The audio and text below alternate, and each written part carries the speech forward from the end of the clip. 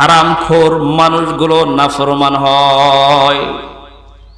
আল্লাহ তাআলা বলেন, ইয়া আইয়ুহান নাস কুলু মিম্মা ফিল আরদি হালালান তাইয়্যিবা।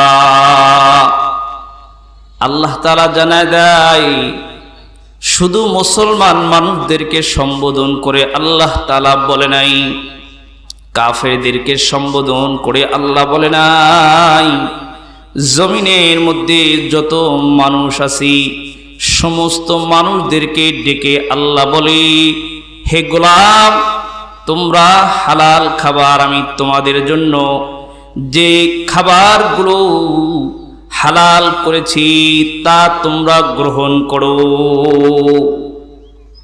এ কারণে হালাল খাবার যারা খায়, হালাল খাবার যদি কোনো বান্দা গ্রহণ করে, এই বান্দাগুলোর ইবাদতের স্বাদ পয়দা হয়।